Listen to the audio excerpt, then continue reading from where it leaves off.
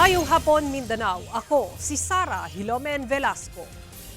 Pipila ka mga eskwelahan sa Cagayan de Oro City ang nagkansela og klase human nga mikatag sa social media ang gingong pagpanghulga sa pagpamusil. Ang responsable sa maong pagpanghulga mibuti nga nagbinuang rakunusiya dihang misurrender sa kapulisan. Ani report ni Cyril Chavez. Mga pusil nga nakaplastar sa salog ug mga bala. Samtang sa laing video, makita sab ang pusil nga gipamutangan og bala.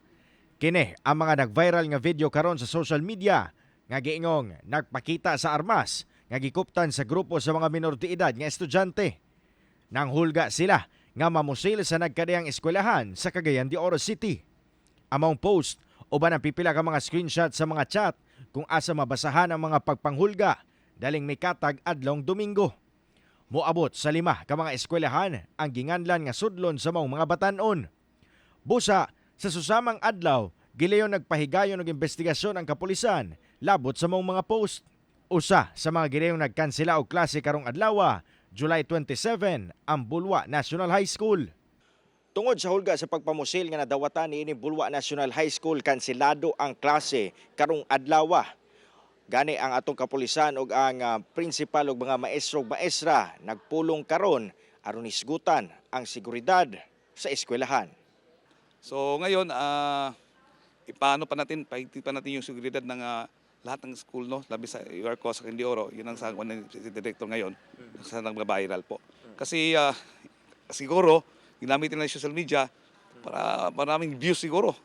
Pero ang gawin natin ngayon, sa kandakan natin ng thorough investigation. Matag itag pagtaga din nga police visibility, then before mo sulod ang mga kaning atong mga estudyante, balik gyud ta mag-check gyud ta sa ilang mga bags, no? Kay dili pwede nga atong pasagdan kay likay gyud ta, mas maayong nga but prevention is better than cure. Ang Kauswagan National High School nga lakip sa dunay hulga nagkansela sab og klase karong adlaw aron masiguro ang kaluwasan sa mga estudyante.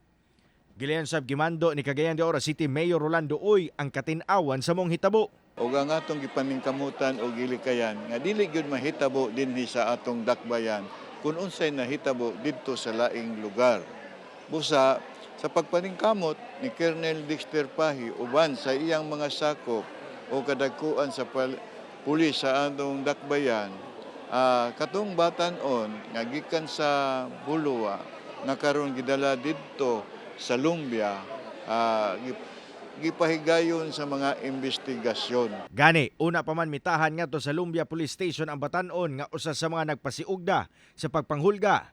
Nag-upload na kini og video din iyang gibutyag nga joke lang daw ang iyang pagpanghulga.